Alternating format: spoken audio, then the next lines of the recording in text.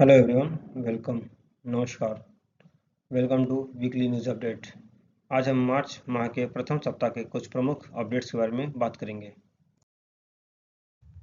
उत्तराखंड के चमोली में हिमस्खलन की घटना हुई, जिसमें चमोली जिले के माड़ा गांव के पास हिमस्खलन के बाद बचाव कार्य किया गया, जिसमें 54 क्रमिक वर्ग में फंस गए थे, जिसमें से 46 को सुरक्षित बचा लिया गया, लेकिन 8 को बचाया नहीं जा सका।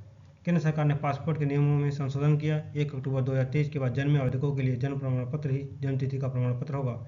जीएसटी संग्रह का आंकड़ा लगातार बढ़ रहा है। इस बार फरवरी माह में 1.84 लाख करोड़ रुपये रहा। India skill report global talent mobility India decade के नाम से जारी 2025 की विभाग की इंडिया स्किल रिपोर्ट में यह तथ्य सामने आई है कि भारत में 54.81% रोजगारी योग्यता है, जिसमें शीर्ष पर महाराष्ट्र है।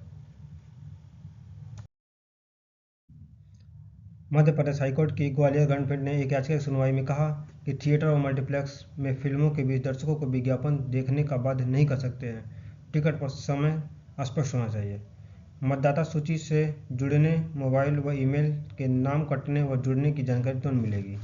वाणिज्यिक कोयला खदानों से वित्त 2024-25 के उत्पादन फरवरी तक 167 मिलियन टन से अधिक रहा। यह पिछले वर्ष की अवधि के दौरान 126 मिलियन टन से 32% अधिकता की दर्शाता है। केंद्रीय कैबिनेट ने उत्तराखंड में सोनप्रयाग से केदारनाथ और गोविंद घाट से हेमकुंड साहिब तक 2 रोपवे परियोजनाओं को मंजूरी दे दी है।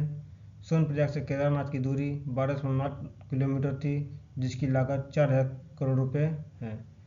गोविंद घाट से हेमकुंड साहिब की जो दूरी 12.4 किलोमीटर है, उसके लिए 2730 करोड़ का आवंटन किया गया है। खेलो इंडिया पैरा खेलों का आयोजन 20 से 27 मार्च को नई दिल्ली में होगा। करीब 1230 खिलाड़ी इसमें भाग लेंगे।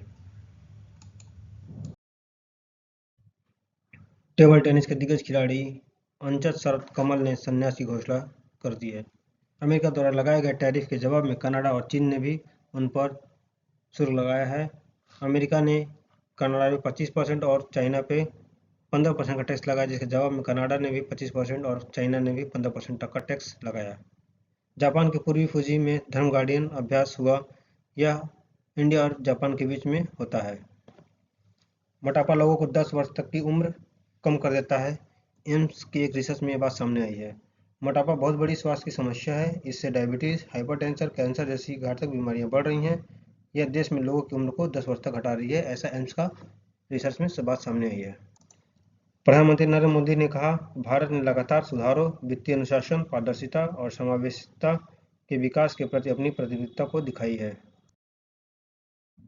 Flying officer Tanushka Singh Jaguar fighter jet squadron में स्थायी रूप से शामिल होने वाली पहली भारतीय महिला पायलट बन गई हैं।